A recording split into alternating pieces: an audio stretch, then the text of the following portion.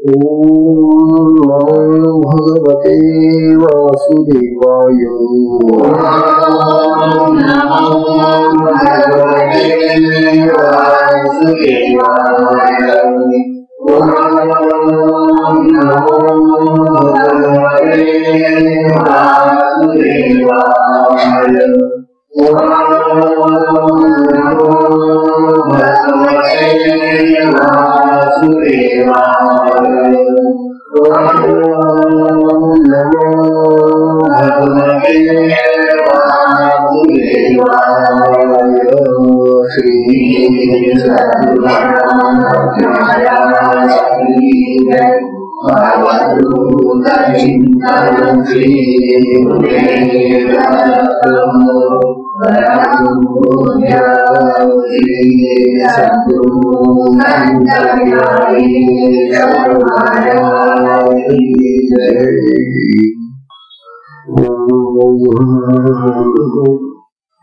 परम पूजनीय श्री सद्गुरु संत ज्ञानेश्वर महाराज साधकांचे मायबाप बालयोगी आणि भगवान विष्णूचे अवतार असलेले ज्ञानोबा यांचा गाथेतला एक भाग म्हणून हरिपाठाचे अभंग आपण घेत आहोत. या हरिपाठाच्या अभंगामधला जवळजवळ 20 अभंगांचा भाग आपला राहिला. आज आपल्याला ज्ञानोबा 21वा अभंग सांगता येईल. हरिपाठाचा हा जो 21वा अभंग आहे, प्रत्येक अभंग त्यांचे चांगलेच आहेत. आता त्याचं किती करून ज्ञानोबांचं साहित्य हे सगळं जे आहे ते आत्मस्वरूपातून आलं असल्यामुळे साधकांच्या दृष्टीनं भक्तांच्या दृष्टीनं अतिशय लाभदायक आहे. आज 21व्या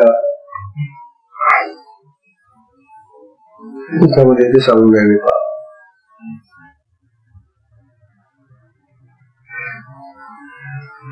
उपाय काय उत्तर ज्ञानोबा. काळ वेळ नाम उच्चारिता नाही.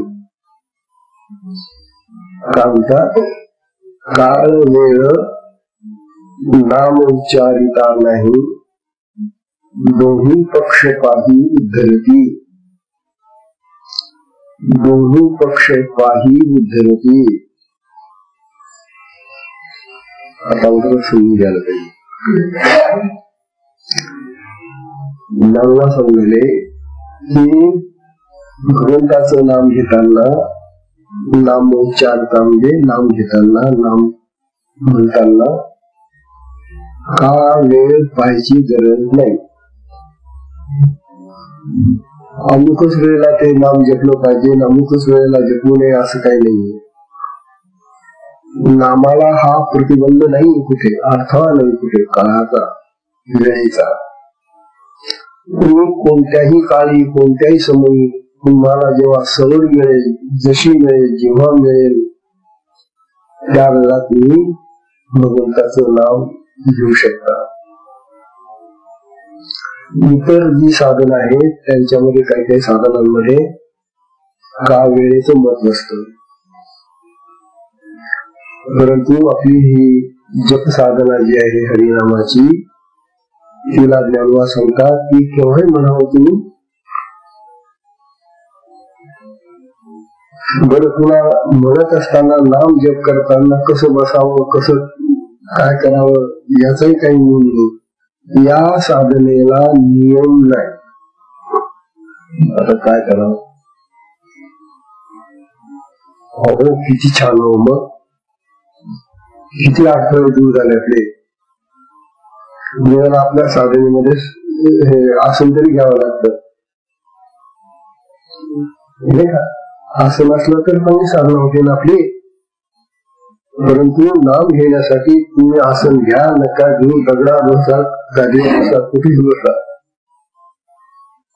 खुर्चीवर बसा, बसा, पलंगा झोपा, आडोवा तिरोवा कसं घ्या, कोणत्याही शरीराच्या अवस्थेमध्ये आपल्याला हे नाम घेता येतं. तिथं अर्थ नाही. आणि मग किती सोपं झालं होय. म्हणजे काळाचं, वेळेचं, स्थळाचं, स्थितीचं काही बंधन नाही आपल्याला. ध्यान मग ते नाव.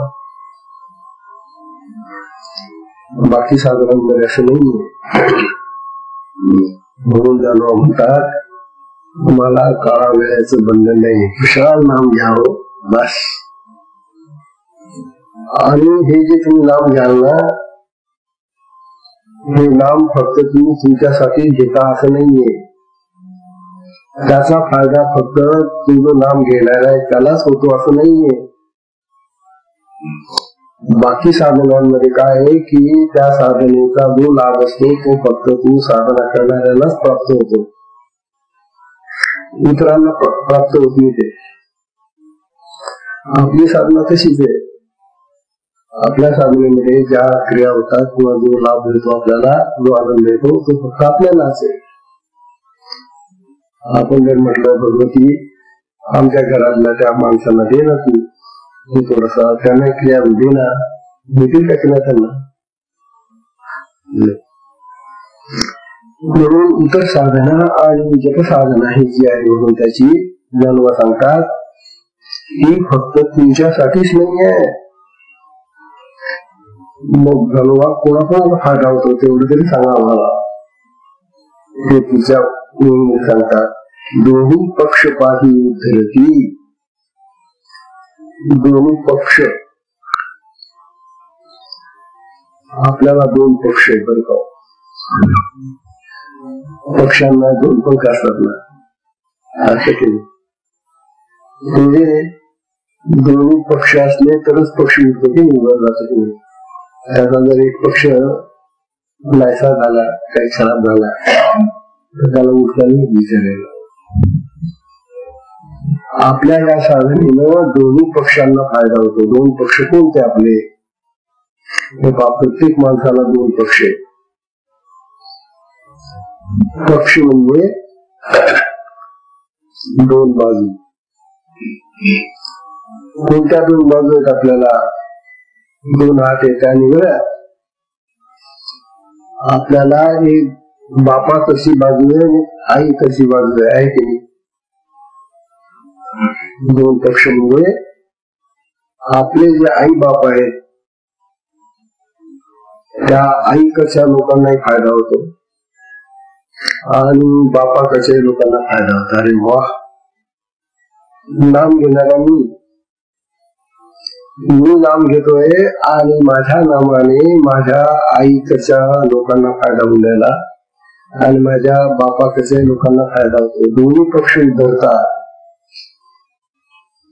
एवढा लाभ देवा घेणारा तो उद्धरेलच. मग जो स्वतः नाम घेऊन राहिलेला आहे त्याचा केवढा फायदा होईल. हा, म्हणून नाम जप करा. या जपाने, आपल्या जपाने जे वातावरण तयार होत त्या वातावरणामध्ये अशुद्धता, पाप काही राहू शकत नाही. पापे कळती दूर झालं सांगितलं ज्ञानोबांनी. नाम घेणाऱ्याच्या जवळ पाप येत नाही, यम येत नाही, मरण येत नाही, असे आघात येत नाही, दैवी आघात. ते लांब राहतात, दूर राहतात. नको तिथं तो जप करून राहिला, तिथं मुखामध्ये भगवंताचं नाम आहे. म्हणून त्या भगवंताच्या नाम जपामध्ये त्याला दोन्ही त्रास देऊ शकत नाही. म्हणून त्याच्यामुळे दोन्ही पक्षांना म्हणजे आई बापाच्या दोन्ही लोकांना फायदा होतो. त्या नामजपाच्या लहरी आपल्या त्या आई बापांच्या लोकांना मदत करतात. वातावरण तेच आहे ना. ज्या वातावरणामध्ये आम्ही आता जप करतो आहोत, या जपाच्या लहरी समुद्र पसरतात की नाही. म्हणून तर टीव्हीवर आपल्याला ते दिसतं किंवा टीव्हीवर किंवा रेडिओवर ऐकायला येतं ना, त्यांनी या लहरी आहेत ना, या लहरींचा शोधात या लोकांनी लावला असं नाही. आपल्याही लागलेला आहे.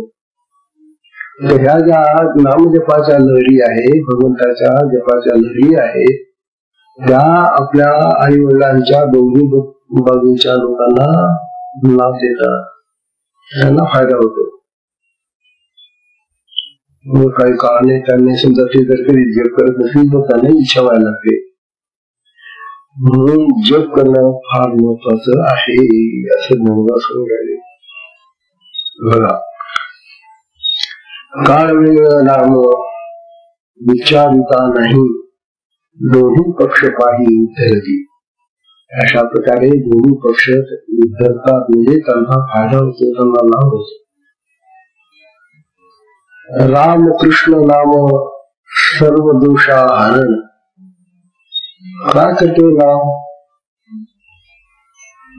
ज्ञानोबा सांगतायत की जो राम नाम किंवा जो कोणते देवाचं नाव घेईल, जप करेल, त्या जपाने जे काय दोष असतील ते नाहीसे होतात. सर्व दोष हरण.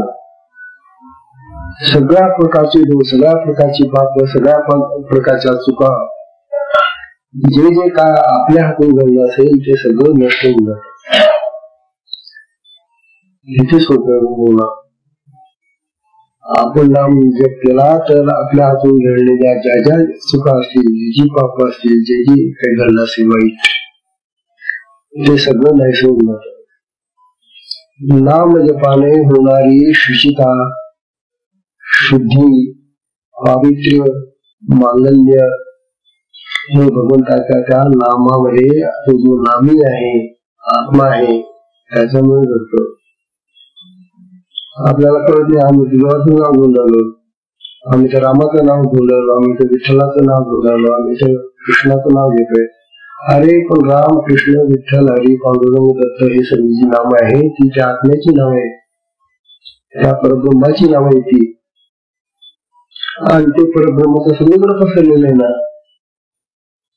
ते एका ठिकाणीच आहे का? ते तुझ्या आतही आहे देहामध्ये आणि देहाच्या बाहेरही पसरलेलं आहे ना. आणि तू जो नामाचा उच्चार करून राहिलाय तो उच्चार, त्याच्या लहरी या सगळीकडे पसरतायत ना. मग सगळी पाप, सगळे दोष नाही शोधतात. किती सोपे बघा.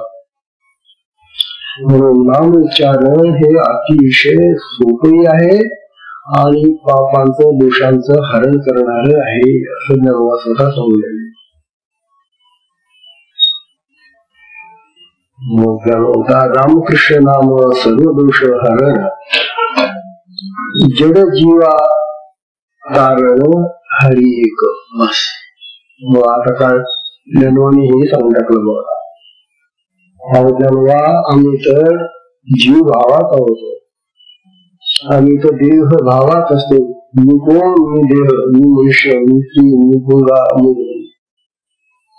हा जो मी देह आहे हा भाव आहे आमचा. हा देह भाव म्हणजे जीव भाव होतो. आणि जीव भाव जेव्हा माणसाला येतो त्यावेळेला तो जडाशी म्हणजे देहाशी चिटकलेला असतो. त्या देहभावातून बाजूला होणं, जीव भावातून बाजूला होणं म्हणजे शिव भावात जाणं, म्हणजे भगवंताकडे जाणं, आत्म्याकडे जाणं. आम्हाला या गोष्टी कळत नाही पण करता येणाऱ्या नाही. आम्ही समजा म्हटलं की आम्हाला नको हा देहभाव, आम्हाला शिवभाव पाहिजे, आत्मभाव पाहिजे, कसं काय करणार तुम्ही? तेव्हा आपल्याला ज्ञानोबा सोपं साधून सांगतायत. अरे भगवंताचं नाव घे, त्याचा जप कर, ते नाव त्याच्यामध्ये असलेला जो आत्माराम तो नामी तो तुला त्या देवभावातून अलग करेल, जीव भावातून अलग करतो आणि आपल्याकडे होतो, म्हणजे आपल्याकडे होतो, शिवभावाकडे होतो तुला. काय नामावरी शक्ती हो, नामामध्ये असलेली शक्ती त्या नामीची आहे. तो आत्मा आहे, तो आत्माराम जो आहे ना, तो राम आहे, कृष्ण आहे, हरी आहे, पांडुरंग आहे, सगळं तोच आहे. त्याचं नाव घेतल्याबरोबर त्याच्यातला जो नामी आहे तो आत्मा आहे तो त्या जीव भावातून त्याला बाजूला करतो. जीव भावातून बाजूला होणं ही महान मुक्ती आहे. हा मोक्ष खरा आहे. आम्ही त्या देहाला चिटकून मी म्हणजे देह, मी म्हणजे देह, मी म्हणजे देह. अरे तू देह नाही, देह मरणार आहे. तू आत्मा आहे, तू राम आहे, कृष्ण आहे, भगवान आहे, हे समजतो. आणि म्हणून साधकांनी असं कधीही समजू नये की काय करावं. मी एक सामान्य मनुष्य आहे, मी सामान्य स्त्री आहे किंवा सामान्य आहे. बिलकुल नाही. आपण भगत स्वरूप आहात. आपल्यामध्ये तो राम आहे, तो कृष्ण आहे, तो विठ्ठल आहे, तो पांडुरंग आहे, तो दत्त आहे, तो गणेश आहे. सगळे देव त्या आत्म्याचे, आत्म्याची नाव आहे ती सगळी. आणि तो आत्मा तर आमच्या देहामध्ये आहे. मी कोण आहे? मी आत्मा आहे, मी राम आहे, मी कृष्ण आहे. जे तुम्हाला आवडेल ते म्हणून घ्या तुम्ही. स्त्रियांमध्ये सुद्धा जेवढ्या त्या पवित्र देह धारण करणाऱ्या संत मंडळी, त्या मुक्ताबाई घ्या, जनाबाई घ्या, सखूबाई घ्या, सगळ्या ज्या संतश्री होऊन गेल्या त्या सुद्धा आत्मस्थितीमध्ये होत्या. अरे मुक्तांच्या अभंग जर वाचले तुम्ही आश्चर्य कराल. इतके महान लिहिलेलं आहे. ज्ञानोबांना उपदेश करते की मुक्ताबाई ज्ञानदेवांना. आश्चर्य मला त्या मुक्ताबाईचं फार कौतुक वाटत. किती लहानपूर घेऊशी, परंतु ती मुक्ताबाई त्या ज्ञानोबांना शिकवते. ज्ञानोबा असं बघू दे बाबा. काय झालं होतं? कोणीतरी ज्ञानोबांचा अपमान केला, त्याचा नेहमी अपमान व्हायचा. काही घ्यायला गेली गावामध्ये त्यांचा अपमान व्हायचा. ते त्या काळाचे लोक त्यांचा अपमान करायचे. ज्ञानोबाला वाईट वाटायचं. आपण यांचं काही नुकसान करत नाही, काही त्यांना त्रास देत नाही, आणि आपल्याला का त्रास देतात द्या. एके दिवशी अशाच तऱ्हेनं ज्ञानोबाला खूप वैताग आला, वाईट वाटलं. जगाचं हे वागणं पाहून त्यांना मनस्ताप झाला थोडा. आणि घरी आल्यानंतर ती याचं झोपडीचं फाटक त्यांनी बंद करून घेतलं. घरी बसली. जनाबाई आली बाहेरून पाहते तर ज्ञानोबांनी आतून त्याला बंद करून घेतलेले. ताती उघडा ध्यानेश्वरा. ती म्हणते हे ज्ञानोबा, अरे ताती उघडणं बाबा, ते फाटक उघडणं. जग गहालिया वन्ही संत मुखे भावे पाणी. मुक्ताई, अरे जग जर अग्नी झालं, हा जग म्हणजे पोहणारा अग्नी आहे, तो जर आपला त्रास देतोय, संत मुखे व्हावे पाणी. आपल्या मुखातून पाण्यासारखा वर्षा व्हावा आणि तो जाळणारा अग्नी भिजून टाकावा. आपण मनस्ताप करू नये. त्यामुळे उठ, रात्री उघड. हा सुंदर अभंग येते. तात्पर्य असं की ही चौघी भावनाशी आहे. म्हणून ज्ञानोबाला सांगायचे की तुम्ही बघा नो काय करा, त्या प्रभूचं नाव घ्या आणि तो प्रभू तुम्हाला जड जीव जो आहे, ज्यामुळे आम्ही जडत्वाला धारण करतो. जडत्व म्हणजे देह. देह हा जड आहे, याला चेतना आणि त्या आत्म्याची, म्हणून तो चेतन दिसतो. आणि तो जीव भावामध्ये गेलेला मनुष्य देह भावामध्ये गेलेला जडत्वाला स्वीकारतो. म्हणून ज्ञानोबा म्हणतात की तुम्ही नाम जर घेतलं, प्रभूचं नाम जर घेतलं, तर तो तुम्हाला या जड भावातून तो शिवभावामध्ये घेऊन जाईल. देह भावातून शिवभावात. किती सोपा मार्ग आहे. शिवभावाकडे आत्मभावाकडे नेणारा संदेश ज्ञानोबा याच्यामधून देत आहे. रामकृष्ण नाम सर्व दोषाहरण, जड जीवा तारण हरी एक. तो हरी एक कसा आहे की तो तारून देतो आम्हाला. त्या जडभावातून आम्हाला शिवभावामध्ये घेऊन जातो. नाम हरी सार, नाम हरी सार जिव्हा या नामाची बर का उपमा. नाम हरी सार जिव्हा या नामाची उपमा त्या दैवाची कोणा ज्ञानवानी ही विभाग केली आहे. म्हणतात नाम हरी सार, प्रभूच भगवंताचं आत्म्याचं हे जे नाम आहे ते सगळ्या गोष्टींचं सार करून ठेवलेलं आहे. सार म्हणजे काय? सत्व. जसं आपण सत्व काढतो, सार काढतो, तस सगळ्या गोष्टींचं जर काही सार असेल तर ते हरिनाम. भगवंताचं नाम हे सगळ्या जगातल्या गोष्टींचं सार करून ठेवलेले. म्हणून ते नाम घ्या, ते सार घ्या, तो फाकट पसारा सोडून द्या. लोकांचं लक्ष फाकट पसाऱ्याकडे फार आहे, ते सारभूत पाहत नाही. म्हणून आता सार आणि फाकट पसाराचा फरक तुम्हाला सांगतो. आता सध्या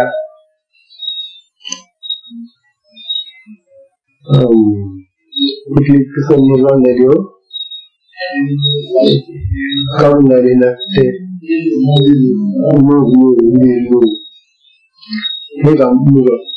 मुगाच्या शेंगा येतात आणि त्या यंत्रावर ते टाकतात आणि ते यंत्र काय करतं, मग त्यातले जे दाणे असतात ते सार आहे त्याच्यामधलं, त्या शेंगामधलं सार काय, तो दाणा, आणि बाहेरचं जे टर्फल आहे ते असार आहे. सार आणि असार, दाणे दाणे काढून द्यायचे, टर्फल फेकून द्यायचे. तसं म्हणतात सगळ्या जीवनाचं सार काय आहे, विचार. हे आपलं जे जीवन आहे, आपण जे जगतो आहोत, या जीवनाचं सर्वस्व काय आहे? हरिनाम. भगवंताचं नाम हे सगळ्या जीवनाचं, सगळ्या जगाचं सारभूत असं तत्व आहे, ते घ्या. आणि बाकीचं सगळं हे जे बाहेरचे आहे ना, ते असार आहे, ते बाजूला करा. म्हणून जाणवा आपल्याला नामाचं महत्व सांगण्याले का. हरिनाम सार जिव्हा या नामाची. मग ज्या जिभेने आपल्याला ते नाम घेता येतं, त्या जिभेला या नामाची सवय लावा. त्या जिभेला फक्त खाण्याची सवय लावलेली आहे आपण. हे गोड लागतं, काही कसं लागतं, काही चवदार लागतं, काही कसं लागतं, बस. अरे बस झालं आता, ते सगळं असार आहे. खरं त्या जीवेला चव आहे त्या नामाची, आणि त्या जीवेनच आपल्याला ते बोलावं लागतं ना. म्हणून जाणून म्हणतात हे आसार वगैरे आता सोडा, खाणं पिणं आणून जमू त्या जीवेचं, त्या जीवेचं खाणं पिणं बाजूला ठेवा. घ्या जेवढं खायचं खाऊन घ्या, पण नाम तर घ्या. वास्तविक खाता पिताना सुद्धा नाम घेता येतं, इतकं सोपं आहे ते. वदनी कवळ घेता नाम घेता फुकाचे. कसं नाम येते? फुकाचे, फुकटाचे. ते जेवण तरी महाग आहे, त्याला खर्च लागतो, तेल लागतं, त्याला काय काय लागतं, साखर लागते, काय लागतं. ते जेवण महाग आहे, तो घास महाग आहे, पण ते जे नाम घेतो तोंडातनं ते फुकट येणार आहे. फुकटाच घेतो ते घेतो. खाण्यामध्ये सगळं लक्ष राहतं, त्याची चव कशी लागते, याची चव कशी लागते, हे कसं लागतं. आसार नुसतं बघतोय, त्याच्यापेक्षा नाम घेताना कवळ घेता. कवळ म्हणजे घास, मदनी कवळ घेता नाव घेता फुकाचे, फुकाचं म्हणजे फुकटाचं, फुकटाचं नाव घेतला तोंड एक हात घेतला देवा देवा, पावडर पावडर, हरी हरी, दत्त दत्त. काय सोपं आहे हो, किती सोपं आहे पाहला. प्रत्येक घासातच नाम यायला पाहिजे. आता तुम्ही जेवढे जेवता, जितके घास घेता तितक्या वेळेला सहज पूजक निघाला नाव होतो. तो फुकट जातो ना तो वेळ. मग वास्तविक जितके घास तुम्ही खाल्ले पोटामध्ये तितक्या वेळेला नाम घेतलं तर तेवढं पुण्य वाढेल ना. म्हणून त्याला म्हणतात नाम घ्या. बघा ना, नाम हरी सार जिव्हा, या नामाची उपमा त्या दैवा, त्या देवाची कोण मानी. नाम घेणारा जो दैवी आहे, भाग्यवान आहे, त्याची उपमा कोणाला देता येईल. त्याच्या जिभेला जे नामाचं हे जे माधुर्य लागलेलं आहे, जी गोडी लागलेली आहे, तिची काय आपण किंमत कराल. पदार्थांची किंमत करता येते आपल्याला, परंतु नामाची गोडी एकदा का जिभेला लागली मग त्याची किंमत नाही करता येणार. अमोल येते, हप्ताचा असून अमोल आहे. बघा आता किती गंमत झाली. नाम घ्यायला काही खर्च लागला का? काही दीडकी खर्च नाही हो. आता दीडकी सुद्धा राहिली नाही का. पूर्वी दीडक्या होत्या, आता दीडकी पण नाही. काहीच नको नाम घ्यायला, तुम्हाला पैसेच गरज नाही. विकायचं आहे नाम. जर तुमचा जिभेला गोड लागलं म्हणतात, आणि आहेच तो मधुर. नामामध्ये जी माधुर्य आहे, जी गोडी आहे ना, ती इतर कुठल्याच याच्यामध्ये नाही. मग फक्त ती गोडी आम्हाला लागली पाहिजे जिभेला. आजकाल आमच्या जिभेला त्या घासांची गोडी आहे किंवा शब्दांची गोडी आहे दुसऱ्या. पण जर खरोखर भगवंताच्या नामाची गोडी लागली तर मग याच्यासारखं किमती धन दुसरं कोणतंच नाही. त्याची किंमतच करता येणार नाही. अमोल येते. म्हणून त्या लोक सांगतात त्या दैवाला कोणती उपमा द्याल तुम्ही.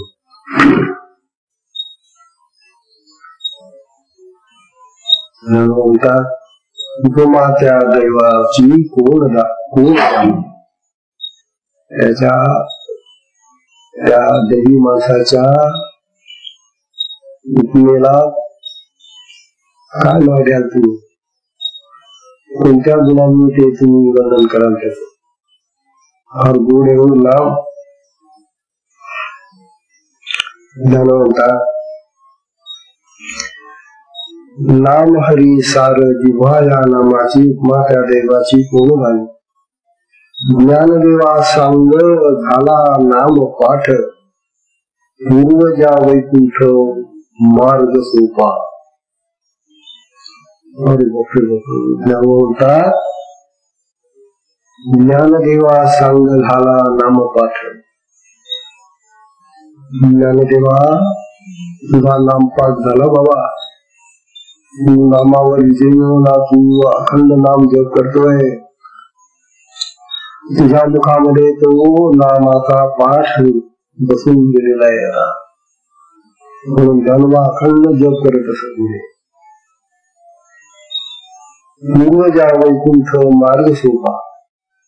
अरे तुझ्यामुळे तू तर वैकुंठाला तर काय, तू तर गेलायच आपल्यामध्ये, परंतु तुझे जे पूर्वज तुझ्या पूर्वी होऊन गेलेले, आपले आजोबा पणजोबा जे कोण होऊन गेलेले, त्यांना तर आपण पाहिलेलं नसतं. पण त्या पूर्वजांना सुद्धा वैकुंठामध्ये जागा मिळते. मग त्यांनाही ते नाम, त्यातला तो नामी त्यांनाही प्रेरणा देतो. ते जर कुठं असं भटकत असलं अंतरामध्ये त्यांची आत्मे, तर त्यांनाही वैकुंठाची जागा मिळून देतो. किती नामामुळे किती फायदा होतो. केवळ आपलाच नव्हे तर आपल्या पूर्वजांचाही फायदा होतो. आपले जे गुरु होऊन गेलेले आपल्या घराण्यातले जे लोक आहेत पुण्यवान, त्यांनाही वैकुंठाची प्राप्ती होते. तेव्हा विश्वास ठेवा ज्ञानोबांवर आणि त्या भगवंताचं नाव अखंड जपत राहा. अशा प्रकारचा हा 31वा आहोत आपण त्याला आजच्या सत्संगाची वेळ संपली. विश्राम घेऊया. हरि ओम तत्सत.